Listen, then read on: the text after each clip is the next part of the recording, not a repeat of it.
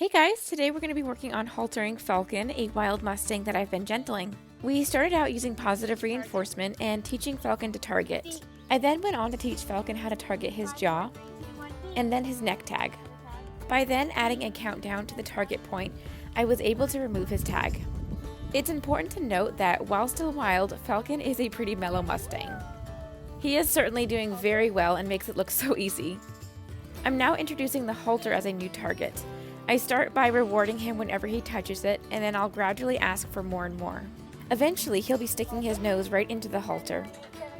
And just a reminder, I'm what I call a project equestrian.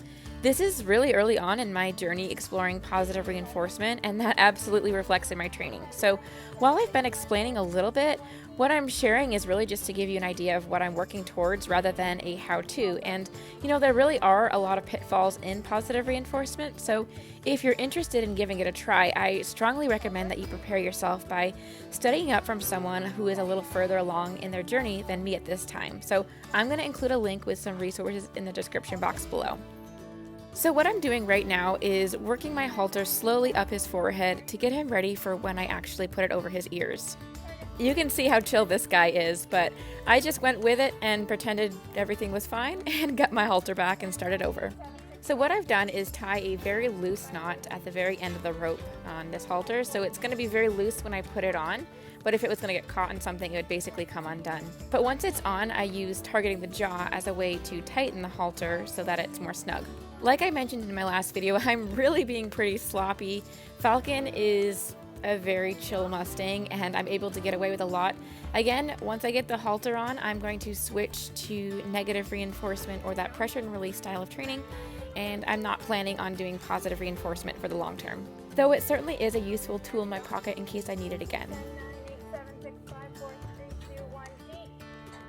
So you can see I'm slowly working on tightening the halter when I'm doing that countdown. Once the halter is fully on, I'll be joining him in the round pen. I attached my 22-foot long line and then start by getting him moving a little bit. So Falcon is going to be introduced to the feel of pressure on his halter. Basically, I'm going to be teaching him how to lead.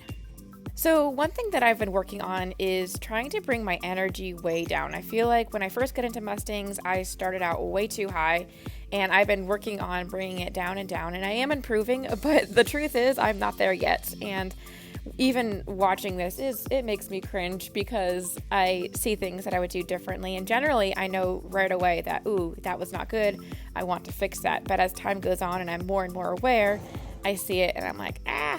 Though I've now worked with 7 different Mustangs on a variety of different things, you only get that opportunity to introduce that pressure on the halter once with each horse. So it feels like a very rare and unique opportunity to practice this. I certainly take notes when I watch myself, and I think I am more mindful each time that I go in and try this. But it is going to take time because it's not something that I can frequently practice. Alright, this is now about 10 minutes into the session, and I will say that I'm really not setting him up for success here by leading him forward at only a very slight angle. It's almost straight forward, and then I move off to the side. But when you lead off to the side, the way they are balanced makes it harder for them to brace against that pull, and it's just a lot more clear. So generally you start leading with going off to the side. I did start that, but then I progressed to leading more in front of him, and that makes it a lot harder for Falcon here. So Falcon is a very tolerant horse, though. He's doing quite well, but you can see me drifting off to this side just to make it a little bit more clear rather than trying to up my pressure. So at least I'm doing that, but if I could redo this today, I would just do everything almost at that 90-degree angle. But yeah, the pressure that I'm applying here, it actually isn't a whole lot. I certainly could apply a lot more pressure, but I don't want to do that. I'm trying to keep this very chill and relaxed. But again, the me today would do things a little bit differently. Here you can see me start with a light pressure and then increase that pressure until he steps towards me, and then I give him a release. But the me today would probably take it down a notch. I would start with an even lighter pressure and not use as much pressure as I'm using here. So yeah, I'm just trying to keep this a really low energy session where I'm not getting into a tug of war with him. And of course, Falcon is being amazing, guys. He is a really chill horse, so this is just going very, very well. Now, does Falcon have the potential to freak out and get into a tug of war with me? I do think so. I think if I asked more of him or just went too quickly, I think he could get there, but I'm trying to take things nice and slow and keep him in that relaxed state of mind. I think that's even more important for a horse that is more reactive and fearful. Falcon, again, is super calm, and if he ever did freak out, it would 100%, 150 million% be my fault, so yeah. At this point, Falcon almost just seemed like an uneducated domestic horse. He really didn't have a lot of reaction to him. He's really done quite well during this short session. I've started by asking for just 1 step forward, but gradually I'll start asking for 2 steps, and then 3 steps. And that would be a goat. At this point, I decided to take a break and then resume training later in the day. We started the second session by asking him to move forward on the long line. Well, actually, prior to that, we did haltering practice with positive reinforcement. We did a few direction changes on the long line and then went on to practicing leading. Here I start off by going off to the side, putting on a light pressure, and then slowly increasing when he's not responding. Once he stepped forward with the left leg, I gave a big release. These were some of his first baby steps when learning how to lead. I tried to alternate with doing some forehead rubs.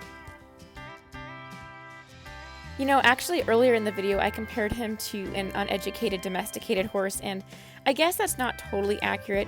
At this point, all I've touched is his jaw, so right now I'm starting to work a little bit past his jawline and go to his neck a little bit. But yeah, I try to go back and forth between rubbing and then asking him to come forward off pressure. Okay, Falcon is super adorable right here. Oh my goodness, he is such a cute little horse. The first day of leading generally looks pretty choppy because you're asking for each step 1 step at a time, but gradually it will smooth itself out really on its own, so I don't worry too much about getting a pretty lead, especially on the first day. So there was actually really good. Falcon is doing very, very well.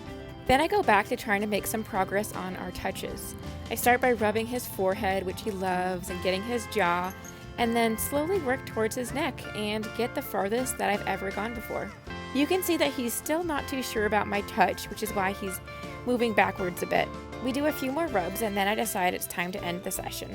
I usually end my sessions by going back to positive reinforcement and doing something that the horse enjoys to end the day. We had a little hiccup at the end, but thankfully Falcon isn't one to hold grudges and was still excited about doing positive reinforcement again. But other Mustangs might have a setback over that. We then went through his various target points to end. There you go. Neat. There start. Neat. Today's the 3rd day in the halter. I just did a little bit of lunging. On Falcon's 3rd day of haltering, we moved on to introducing yielding his hindquarters, and this is typically something that I introduce pretty early on. I think it's very helpful because the horse starts learning to recognize your active versus your passive body language. I really feel like these exercises just build off of one another. You improve in one area and you're going to see progress often transfer into the other areas, so everything starts far from perfect but eventually smooths out. That's all for now, folks. See you in the next video. Bye!